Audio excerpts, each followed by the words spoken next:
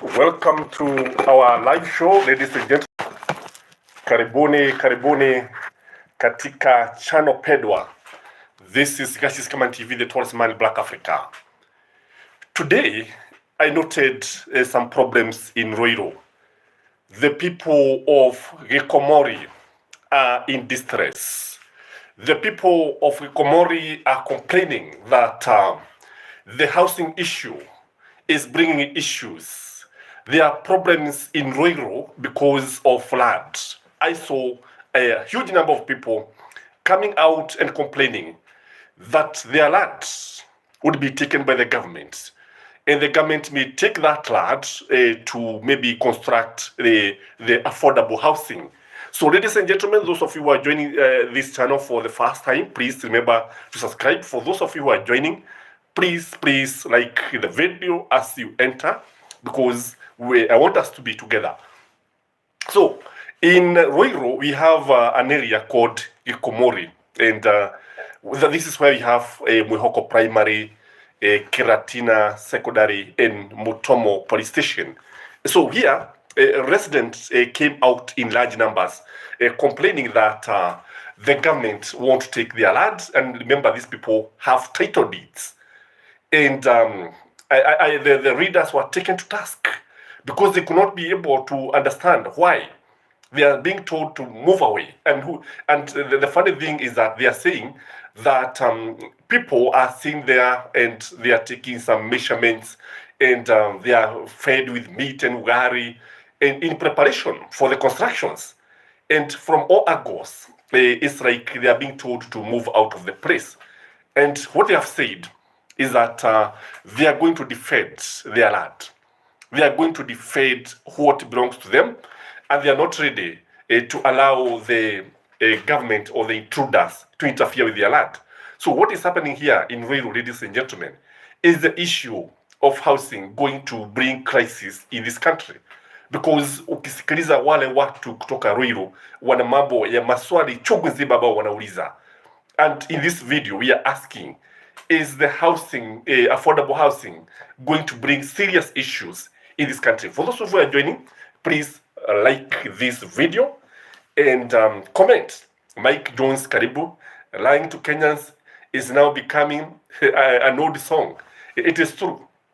It is true, because if there is one thing that William Samoei Ruto will be remembered, it is that issue of lying. When the history of this country will be written, William Samoei Ruto will be remembered as somebody who was lying every day to Kenyans. Ladies and gentlemen, like this video, Karibu Luse, thank you for joining us. For those of you who have not liked the video, I can see we are now 15. Please, only 5 people have liked the video. We are 18 now. So let everybody like the video so that we can work together. So the big question this evening is, why is William Samoei Ruto's obsession with housing look like a matter of life and death? Why do you think William Samoei Ruto is taking this issue of housing like it is the only thing there is?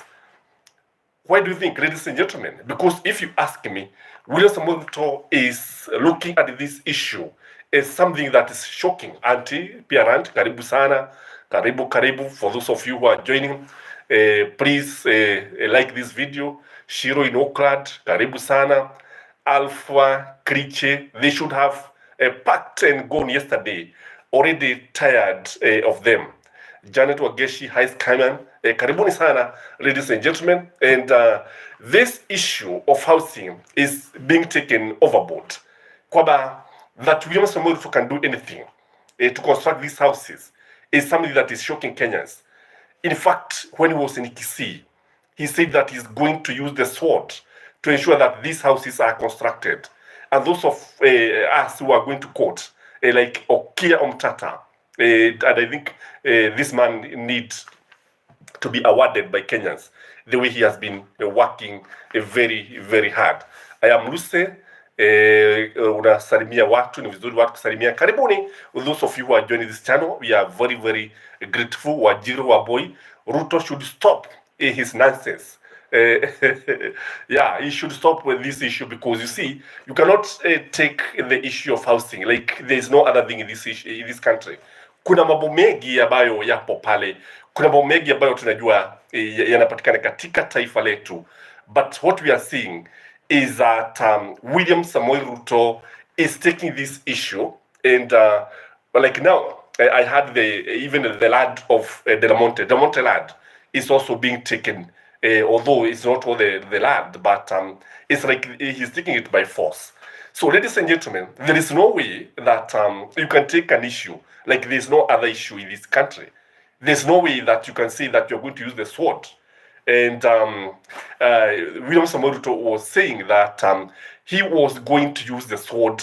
And this is written in Kenyans, by the way. When you have the president threatening Kenyans, it gets worrying at this time, because it means that justice shall not be our defender. If you listen to our national anthem, justice shall be our shield and defender.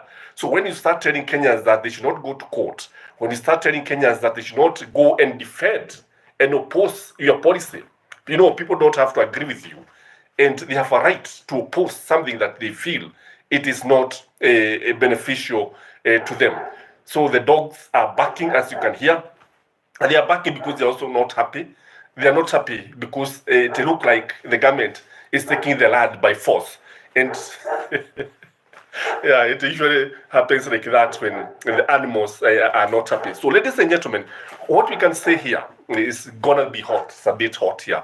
So this we are actually live in Kiambu. For those of you who are asking where we are right in Kiambu, somewhere around Rwaka.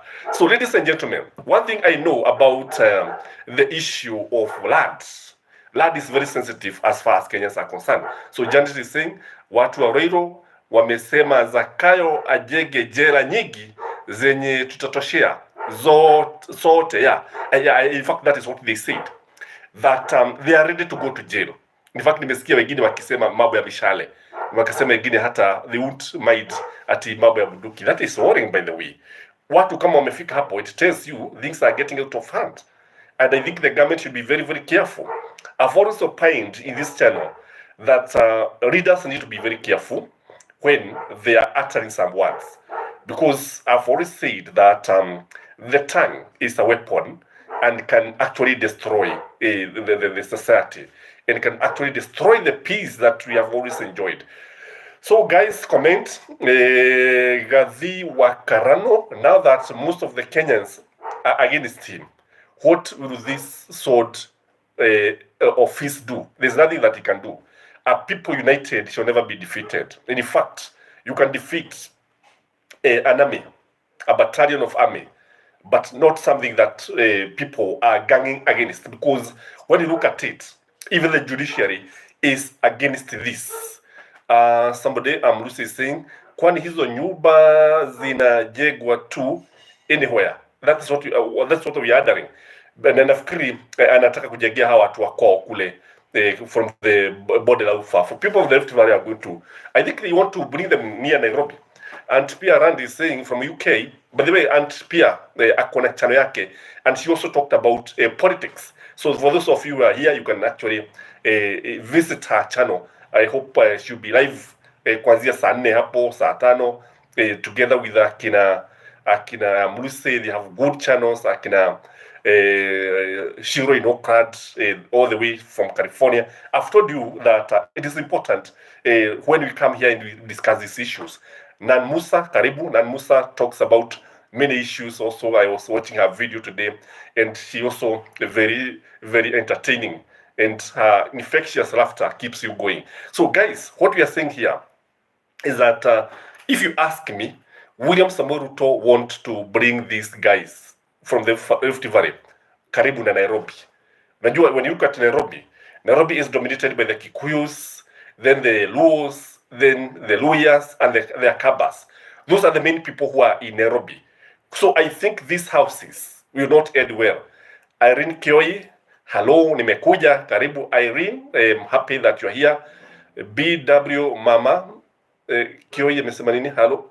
BW Mama Twins, karibu. Na kuona pale Mama Twins was also in here, also visited you na nikapewa chai You have also a very good content. I noted that. So I'm very, very happy that you are joining us at this time. So guys, what we are saying is that, some of these issues, when people oppose something, because actually democracy is ruled by the majority with respect to the minority's view. And Aunt Pierrant again is saying, Gadhie Karano, where do you come from? We are not many in Kenya. Jibu hilo swali. Sadula Benjamin, the one who uses the sword, shall also be brought down by the sword. I agree with you. If you live by the sword, you die by the sword. And what we are saying, ladies and gentlemen, that when these issues of land or when an idea becomes untenable, the best thing is to drop it. The best thing is to do away with it. So guys, like the video as you join us. Elizabeth Washira tuned. Karibu sana, Elizabeth. I'm happy that you have always supported us and we are also following you wherever you are. Ladies and gentlemen, like the videos as we proceed. So guys, why do you think William Samoei Ruto is ready to do anything because of these housing issues? Because I've noted that the Kikuyus don't want this idea. Only the people who are on the ground are interested with this issue. So that is that. And I want us to rest that issue of housing there so that we can move to the next issue, corruption in the cabinet. When you look at our cabinets, is there anybody who you can see is clean? Is there anybody who can match the integrity of Okia Omtata in the cabinet? Guys, why do you think William Samoei Ruto chose a cabinet that is very corrupt? Why do you think these people? Because I want to clearly indicate to you why these people are very corrupt. Most of them, or some of them, have been associated with the edible oil scandal. You know these guys who have been associated with the edible oil scandal. And the edible oil scandal, the Kenya Bureau of Standards told us that the edible oil that was brought in order to lower the cost of edible oil in the market was not something that was consumable. It was not fit for human consumption. Then all of a sudden we heard that now it can be consumed, it can be used to cook. Now there's nothing wrong with it, it is edible. So it is fit for human consumption. As we talk, it is already in the market. And ukiingia mahali supermarket uone mahali kuna offer hapa, you look at you need to think twice because this is what is in the market. So and you see it happened that the Kenya Trading Company was given the mandate to bring this edible oil by none other than Moses Kuria, who was then the Trade and Investment Cabinet Secretary. So what happened to that issue? So that's why we are saying that these people are very corrupt. Then there is also the issue of fuel scandal. Unakumbuka ile mambo ya Nancy Njeri, the lady whose case is already, I think, in court. She brought fuel, diesel, worth 17 billion. And according to her, akanyang'anywa na some of these guys. And it was very, very funny kwa sababu we don't know where that fuel is now.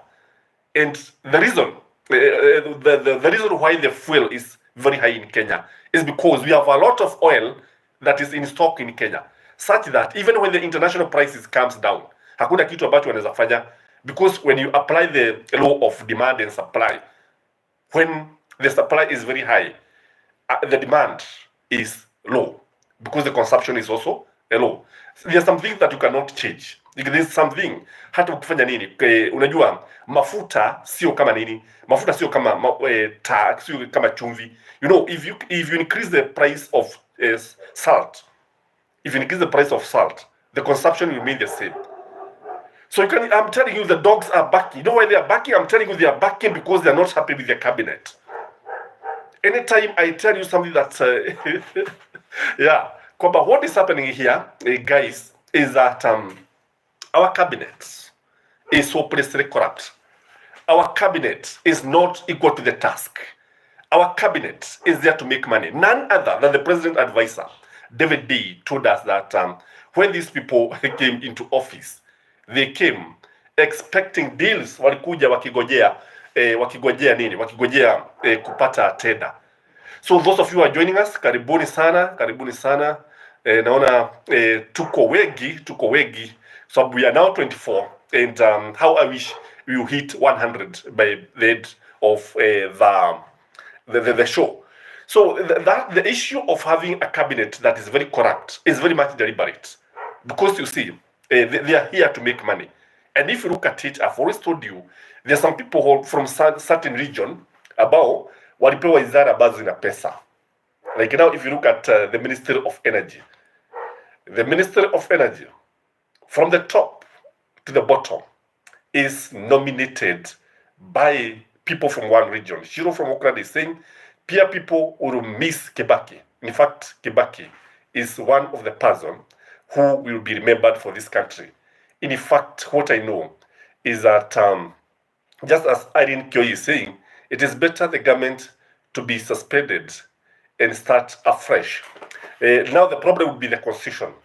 The problem would be the constitution, because if we suspend the government, you have to suspend even the constitution, and that one cannot happen. Janet Wageshi, the Kingara of Nansesiko MP, did not talk when goons invaded President Kenyatta's farm, and even now he can't defend his constituents. Least he offends be the master and be chased from Udaku. By the way, today there was a very interesting news item in BBC. BBC was referring to William Samoei Ruto as Zakayo, the biblical Zakayo. Zakayo, the tax collector, who caused a lot of pain. Zakayo is a man who climbed the tree to see Jesus. So they were saying that the president has caused a lot of pain because of overtaxing Kenyans. Kwa sababu, by the way, imagine watu ambao wanachotea wengine maji. Unaona wale watu ambao wanachota maji kwa puda, kile kigari kinachosukuma na puda, na wengine wanakivuruta. They will be paying taxes. The shoe shiners will be paying taxes. Not the taxes of the name. I'm talking about housing tax. Don't forget, we talked about the so many taxes that Kenyans have to pay. But what caught my attention today is that BBC found it very necessary to refer to William Samoei Ruto as Zakayo.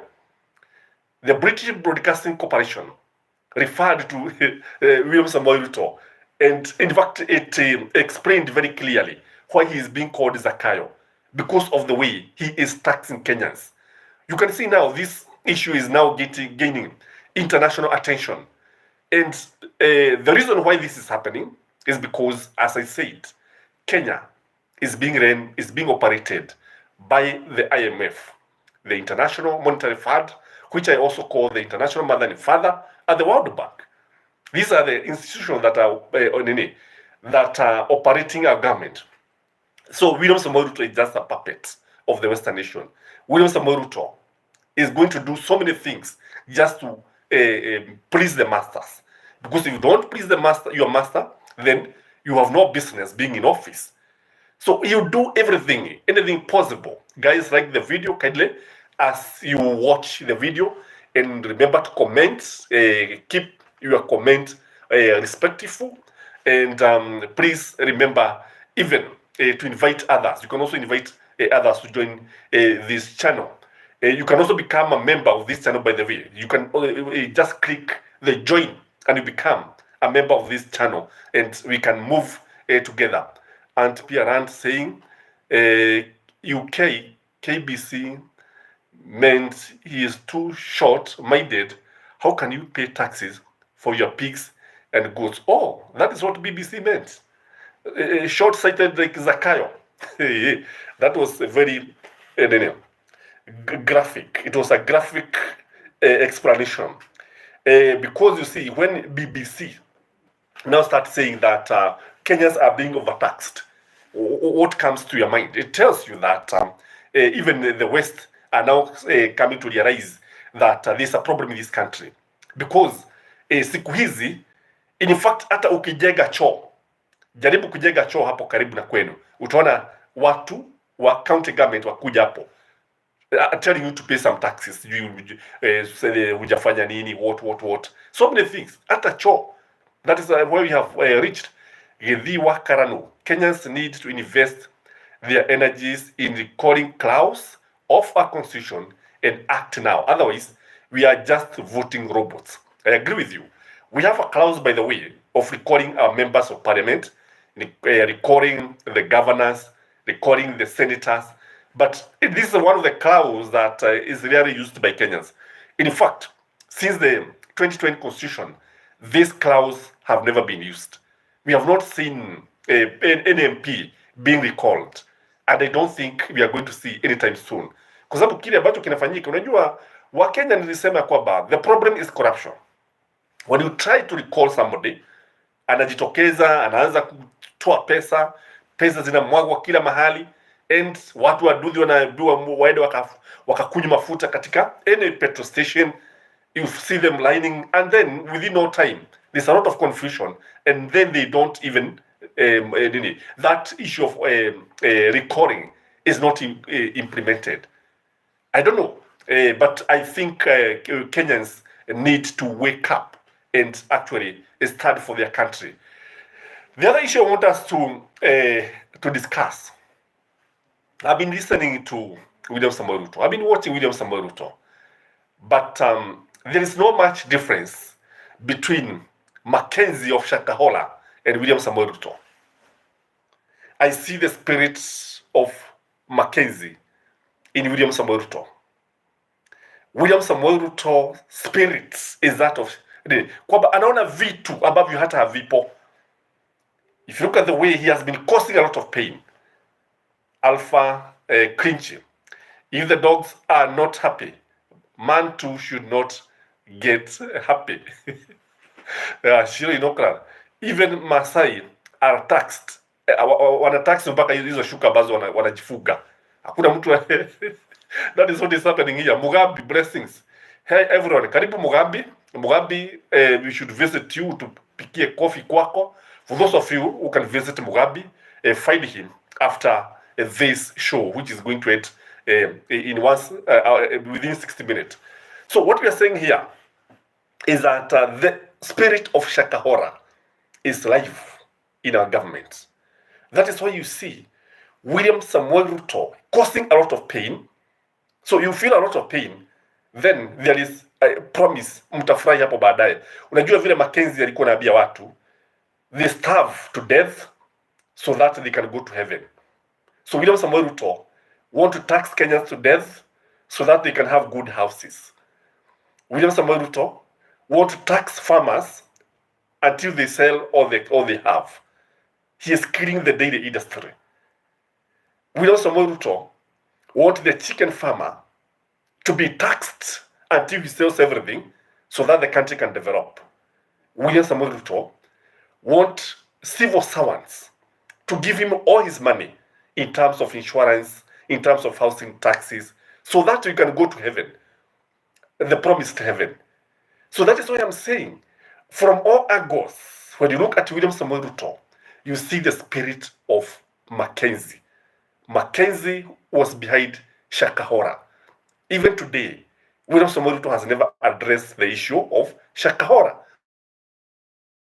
Ile mambo ya Shakahola hayajawahi kutatuliwa.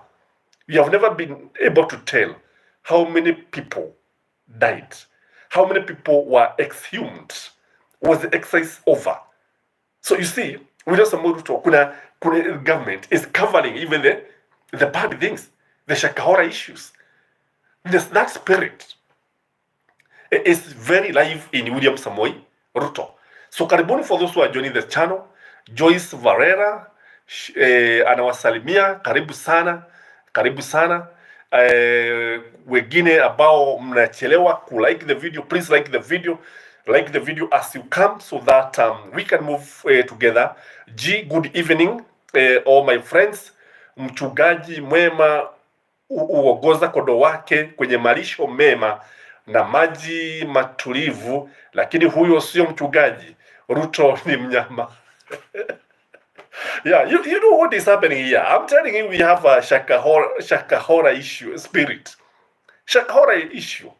Alpha Gachie, I think the biggest worry at the moment, who will initiate the direct persecution to our president? I think what should happen is impeachment, if you ask me. Our parliament should impeach the president. Our parliament should move with speed and impeach the president, because if he's not impeached, this country can find itself in a very serious problem. Alpha Gachie is saying, I think our biggest worry at the moment, understand that the courts will not help in the recall clauses. Then this should be a good recipe for our revolution.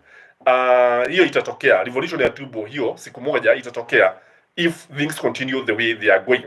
Because what the government is doing, we have had abundant rainfall. Mvua ya kutosha. Mungu ametubariki tukawa na mvua ya kutosha.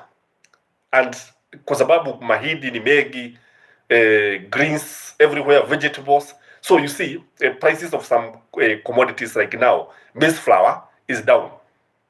Lakini serikali inasema imeshusha bei ya unga. It is not the case. It is not the case. Ni Mungu ameshusha, sio William Samuel Ruto. Because we have plenty of rainfall, we have a good harvest, bumper harvest. So what do you expect? That is why you see unga retailing at Kenya shilling 160, between 160 and 220, depending on the brand. Not that the government has lowered the cost of living. If the government wants to lower the cost of living, let the government lower the cost of electricity and the cost of fuel.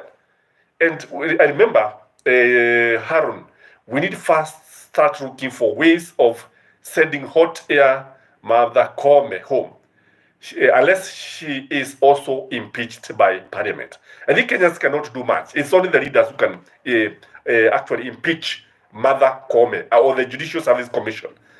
Joyce Valeria, Nancy Musa, Mugabe, Mama Twins, I salute you all. Karibu, karibu, karibu. And wale ambao mko na channel zenu ni vizuri hata mnasema hapa.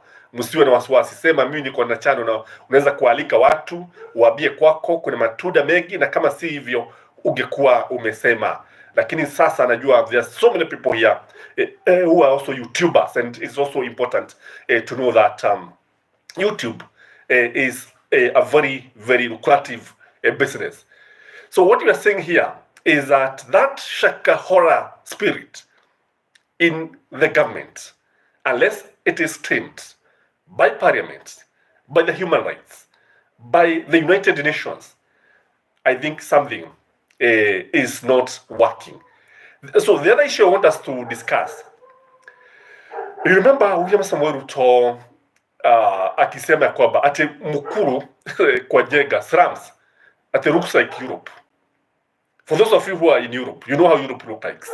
For those of you who have been to Kenya, and because some of you have been to Kenya, and you have been to Mukuru, SLUMS, and you have so many SLUMS here, William Samoei Ruto is telling Kenyans that it now looks like Europe. It doesn't look like Europe. So if it looks like Europe, then State House is heaven. State House is heavenly. So what is this that is making the president to live in a utopian world? Kwa sababu, when you look at it, this is utopian, guys. There is no way mtu akianza kuona mambo ambayo hayapo, basi it tells you that it's a big joke, as Rusi is saying. That was the biggest joke. It looks like Europe. Yes, that is what he told us. SLUMS, ambapo ukiangalia mabada yameinama kwa kuchoka, migongo yake imepinda kwa sababu ya kuchoka. And then ukiangalia vizuri sana in the SLUMS in Kenya, we also have the issue of flying toilets, ambapo kwa sababu hakuna vyoo, choo, toilets, watu wanatafuta karatasi ya nylon, mtu anaenda haja zote pale, haja kubwa na dogo, giza ikiingia kama wakati kama huu, unatoka nje mara moja unaifurusha, inaaguka mahali popote. Some zinaaguka juu ya mabati, na si mabati, vingine ni hama kwa sababu ni mabada. Zingine ukiangalia zinaweza kukupata wakati unapika hapo nje. Ole wako kama unapika chakula jioni, and the flying toilets inaaguka tu hapo. That's the kind of life in the slums. Sasa huko ndiko tunaambiwa ati it looks like it looks like Europe. So State House looks like heaven. So this is why William Samoei Ruto anaona mambo ambayo hayapo. And remember, he's the president who was telling us, Julius Maraga, karibu maandamano ni lazima mwaka ujao wa 2024. There is a clause that allows people to picket in the constitution, people to demonstrate as long as they do it within the law. I think opposition is going to organize that. If what we are seeing is anything to go by, I strongly believe that the opposition is going to organize this. So why do you think William Samoei Ruto is living in a utopian world? Ati anaona mambo ambayo hayapo, yani majumba ni vibada, kwa sababu hazifai kuitwa nyumba, by the ni vibada. William Samoei Ruto anaona kama ni Europe. In Europe, I think, for those of you who have been in Europe, or for those who are in Europe, you know, we have good roads even within the estates. We have nice houses and so on and so forth. But William Samoei Ruto is telling us that vibada, mabada yetu, vibada, vitongoji vyetu at in Europe. Who does that, guys? Who does that? And no wonder, ukiangalia God's favor karibu zakayo just whatever, covered with the human flesh. Kwanza ndio jana anafika fee inaenda kuhangaisha watu. Sasa Mkuru ndio kunaitwa Europa. Huko ndiko kunaitwa Europe, imagine. So Europe, I don't know, but I think Europe is miles ahead of Africa. Joshi Boka, yeye anaweza ishi hapo. Hawezi ishi, hawezi. Because if it is a good place, in fact, people stay there because they don't have options. And tunajua mwanadamu lazima aishi mahali fulani. Gachie Skyman, Oshio Munafi, Nearagoroka. Mukuru looks like where? Europe. That is what he said in a national television. Something that, in fact, the nation media was forced to go on the ground, took the video live, and walikuwa wanaonyesha watu. And it was very embarrassing. So that's why I'm telling you that William Samoei Ruto lives in a utopian world. Sasa unaona, sasa kitu kama kuku, unaona vile kuku anaona kama ni ng'ombe. I don't know. Because why should we pay taxes for chicken? Why should we pay taxes for toilets? Why should mtu akupagusa viatu alipe pesa za kununua nyumba? Kodi, ati you pay tax for the housing tax. You see, anaona mambo ambayo hayawezekani. He also said that in 10 years' time, people will look at Kenya and they'll see like it is heaven. Now the whole country will look like heaven. That is the president who is saying that. So, ladies and gentlemen, when you look at William Samoei Ruto, he is not realistic. You know, realism is when you see things as they are. Kama ni kikombe kama hiki, unaona ni kikombe. But you see, when you start seeing kikombe kama hiki, unaona kama ni debe, ama unaona kama ni tank, then there is a problem. There is a problem.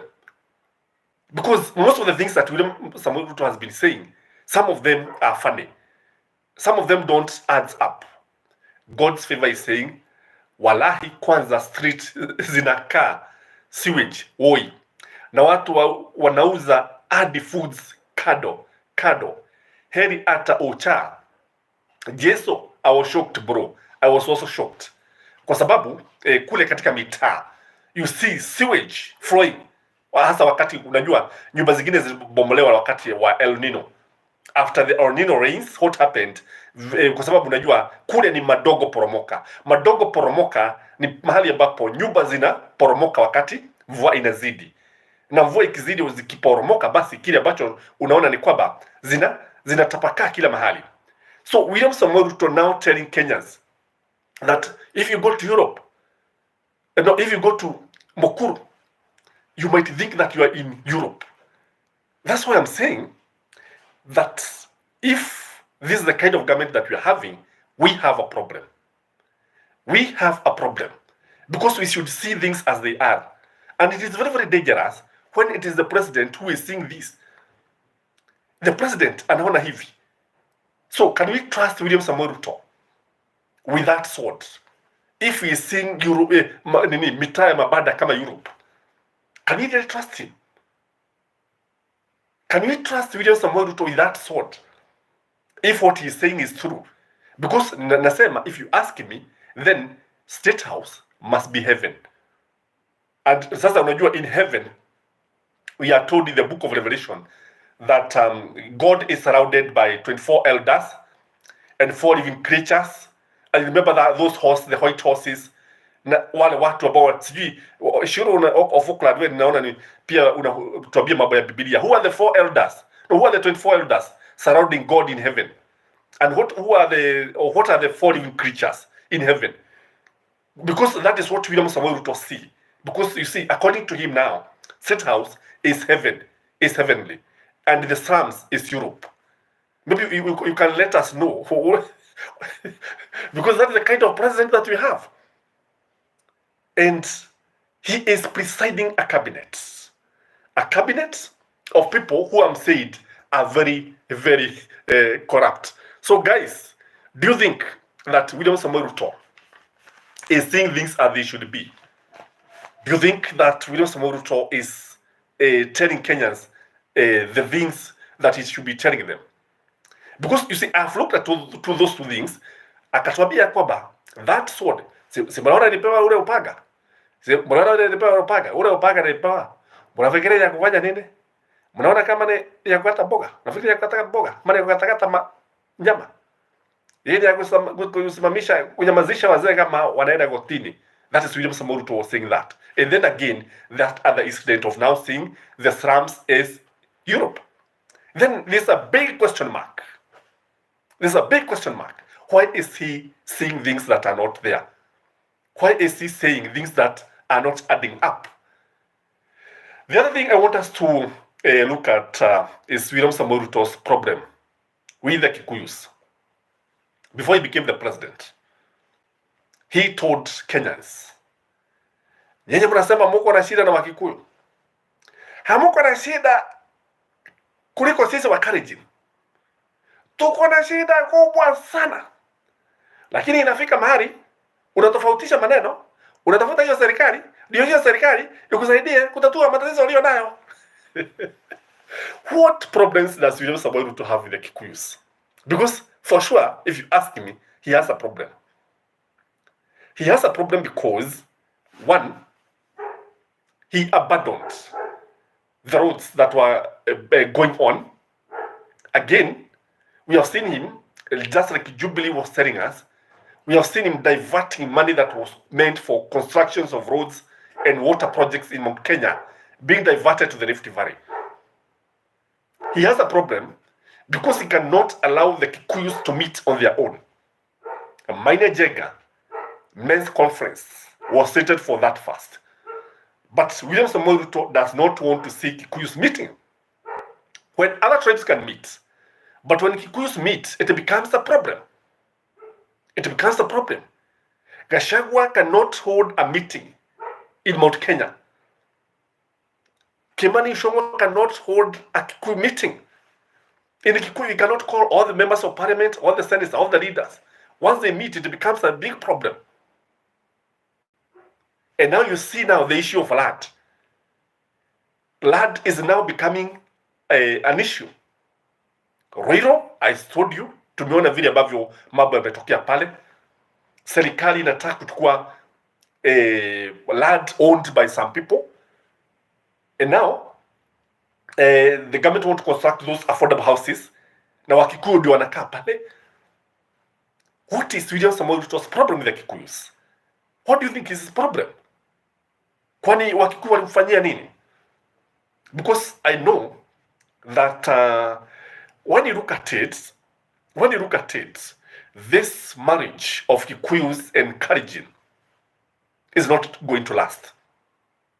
I told you that UDA will remain a Kalenjin party, and it is coming to pass. As we speak, no Kikuyu can dare to come out and visit the constituency. Wanaenda mahali kwingine, hawataki kuja. Kama ni Moses Kuria unamuona kule Ukabani ama kule Rift Valley. But our members of parliament hawakuji on the ground, hawakuji. We have only seen former member of parliaments like Jude Jomo in Kiambu, tulimwona jana. We have seen people like Kabogo coming out.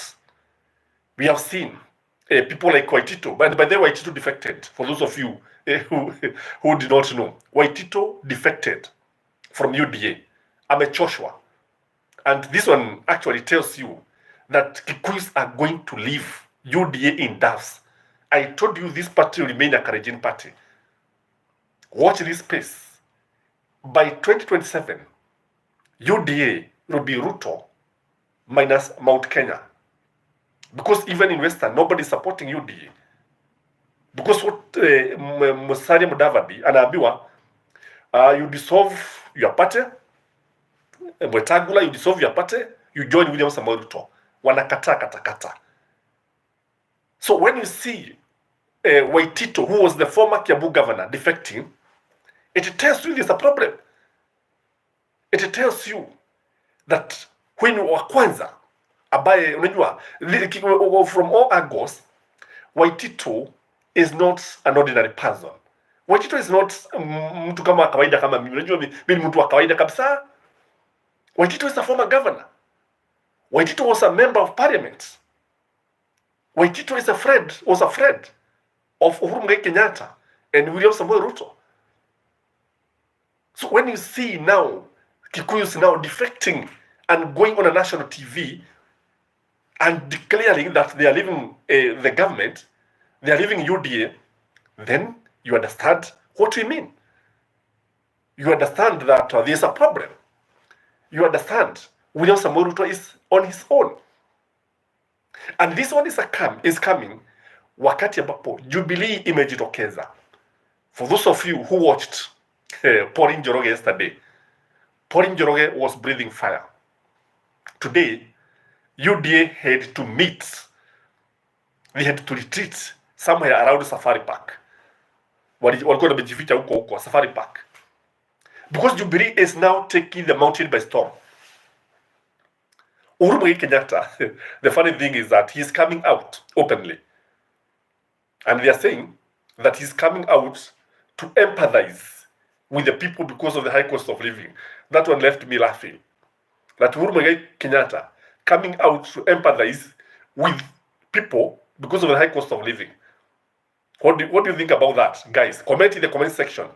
And guys, those who are joining us, please like this video. Comment in the comment section. We are many. Please comment, because once you comment and once you like this video, it is able to reach many audience. Guys, what do you think? Uhuru Muigai Kenyatta, because a friend of mine was telling me that the government side is very much disturbed by this idea of Uhuru Muigai Kenyatta coming out and start now saying that he is coming out to empathize. You know, to empathize is to put yourself in the shoes of somebody so that you can feel the way they are feeling. So Uhuru Muigai Kenyatta is coming out, and is coming out boldly. He is not fearing anything. And Jubilee is now telling us that this is what is happening. So when you hear Uhuru Muigai Kenyatta coming out, what comes to your mind? When you see Uhuru Muigai Kenyatta, Jubilee Party, revamping in the mountain. Now, by the way, kuna na watu wengi. I attended one of the meetings, and I'm telling you, people, watu wanajitokeza kwa wingi. Wanajitokeza kwa wingi.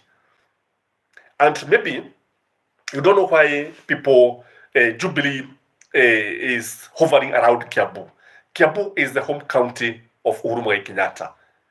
And Kiambu alone can stop or can make William Samoei Ruto a one-term president. Kiambu alone.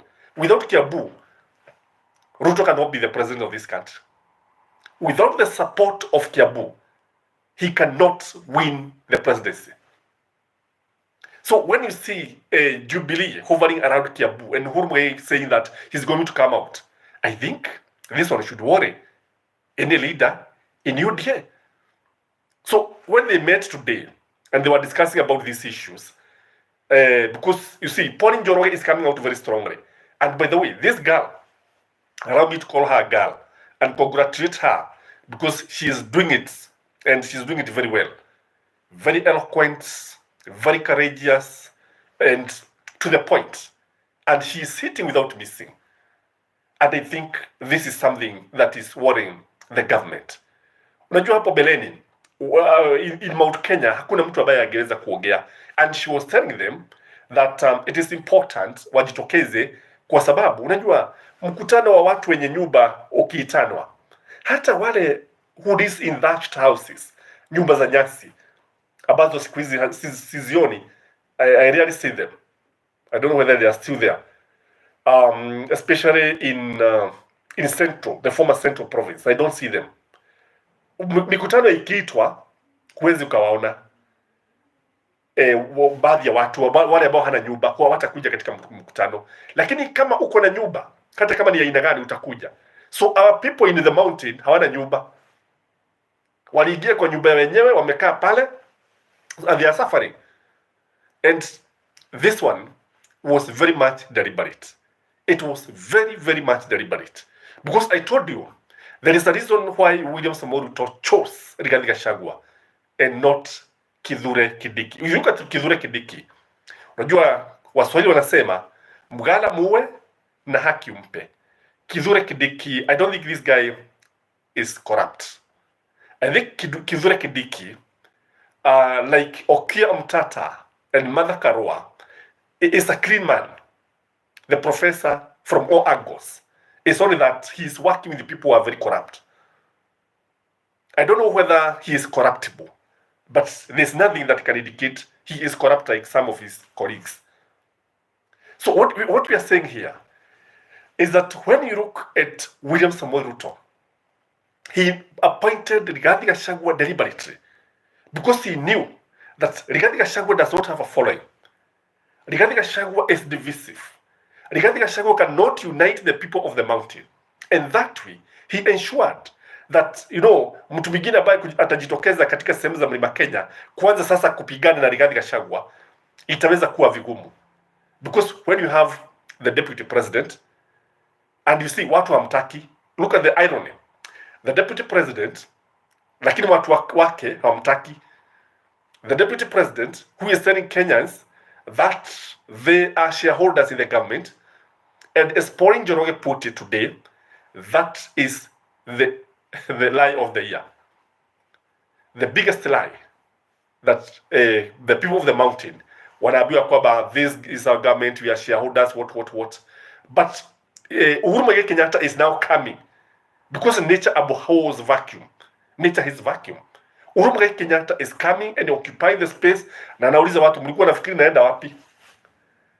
Mlikuwa nafikiri naenda wapi? When you look at Uhuru Muigai Kenyatta, when he is holding that signature microphone, unajua Uhuru Muigai Kenyatta wakati anataka kusema jambo, kuna namna anaanza kushika microphone hivi anaitengeneza. When he is holding that microphone, unaona kushika tu microphone, watu wanaanza kucheka. Watu wanaanza kucheka kwa sababu wanajua vile ambavyo ataongea. And if he comes out, when you see Uhuru Muigai Kenyatta hitting the road, that is the end of William Samoei Ruto in the mountain. Unajua sasa ni kama wakati ambapo ni wa kurithi mali, the time to inherit, the time to share the inheritance. Najua kama wewe si wa sehemu za Mlima Kenya, hakuna wakati ambapo utapewa urithi wowote. That is what is happening to William Samoei Ruto. The other big question is, where are Kikuyu male politicians? Where are they? Wanaume wa Mlima Kenya mko wapi? Wanasiasa, wabunge, magavana haongei. We have somebody like Kimani Wamatangi, haongei. We have somebody like Rogo Kang'ata from Murang'a, haongei. Muthomi Njoki, haongei. Governor of Nyeri, haongei. Badilisha, is it Badilisha or Badilishka? Nyandarua, haongei. So many men are not talking, but we know they are not happy. We know they are not satisfied. So we're asking, what is happening? Because we are seeing women talking. We have seen Pauline Njoroge coming out in a very, very clear, and she's very vocal, very forceful, and she's not missing any words. We have seen Gathoni Wamuchomba, Githunguri member of parliament, telling William Samoei Ruto, unless you give us one man, one shilling, one vote, hatuko pamoja. Sasa tunajiuliza, wanaume mko wapi? Why do you think men are not talking? Why do you think the male politician have taken the back seat? Tangu zamani Wakikuyu wanajulikana kwamba people like Matiba came out and spoke truth to the power when things were very hot. Wakajitokeza, wakaanza kuzungumza na all messages are visible. Okay. Wakajitokeza, wakaanza kuonyesha ya kwamba Daniel Toroitich arap Moi was not doing the right thing. So this time loud we are asking, wanaume wa Kikuyu mko wapi? Wanasiasa hamuongei? Have you become cowards? Male politicians in the Kikuyu community are known to be courageous. They are known to speak when things are not going well. Akina Moses Kuria wako tu pale following William Samoei Ruto, even when the Kikuyus are crying. Wako tu pale wasemi lolote, wako tu pale wamenyamaza tu, wameachia wanawake waongee. This is not good, guys. If you ask me, there are a number of reasons why they are not talking. Number one, they are embarrassed. They are embarrassed because unajua, when I had Waitito talking, he said one thing. The main reason why he has defected from William Samoei Ruto's party is because of lies. Ule wogo ambao uko katika UDA haujawahi kuonekana. And he said the lie starts from the top. Waswahili vile vile wanasema samaki huoza kuanzia kichwani. So why are they keeping quiet? Why are they talking? Because they are getting embarrassed because of the lies that is coming from State House, the lies that is coming from the first and the second in command. So that is why they are feeling embarrassed. The second reason why they are keeping quiet, the second reason why they are not talking is because they don't know where to go, because they don't have a party.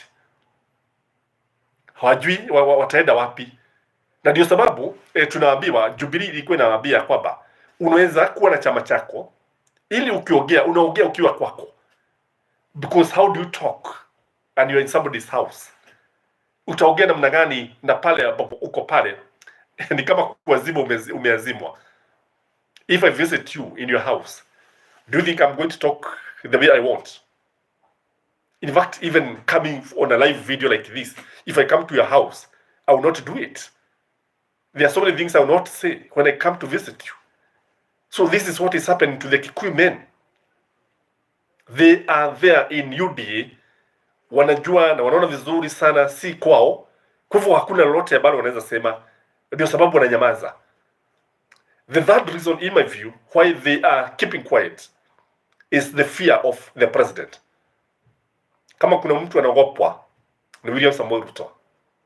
William Samoei Ruto is feared by the Kikuyu politicians. Wanamuogopa sana sana. Some of them cannot even ask him why. They cannot tell him that he is wrong. They cannot tell him that people are complaining. They cannot tell the president that there are issues here. They are not saying anything. They are cowards. The cowards of the county. The cowards of the constituencies. So the fact that they are fearing the president means that they cannot talk. hawasemi lolote. In this country, only a few people can talk and tell William Samoei Ruto, we are not going to do this because of ABCD. Number one is Raila Amolo Odinga. Raila Amolo Odinga. There's also Stephen Kalonzo Musyoka. There's also Martha Karua. And all those people in Azimio. But when it comes to the side of the government, I don't see anybody who can dare to come out boldly and tell William Samoei Ruto it is like this, and people are not happy because of ABC and D, and we are not going to listen to you. So that is why you see wengi wakiwa wamenyamaza. Again, ladies and gentlemen, when you look at the situation currently, people have been asking me, what is the way forward? Ndio ni kweli tumeona matatizo mengi. We have seen that the cabinet is very corrupt. We have seen that the taxes are inhuman, they don't have a human face. We have seen people suffering. We have seen the Auditor General saying that we are misusing our resources. We have seen the control budget saying that State House is spending a lot of money every day, amounting to more than 1 million per hour. So many problems in this country. What is the way forward? Maybe you can also propose, guys, in the comment section. And please remember to like this video as you come. It is important we like this video. We are going to end this video in the next 20 minutes. So please like this video. So what is the way forward? If you ask me, number one, Kenyans should come out and have peaceful demonstration from the village, all the way from the village. Wabebe vitambaa vyeupe, and they tell the government, no, it is not going to be like this. No, you are hurting. No to taxes. No to A, B, C, and D. So Kenyans should talk, because when they keep quiet, I think the government will continue, and wao ndio ambao wataendelea kuumia. That's the first thing that should happen.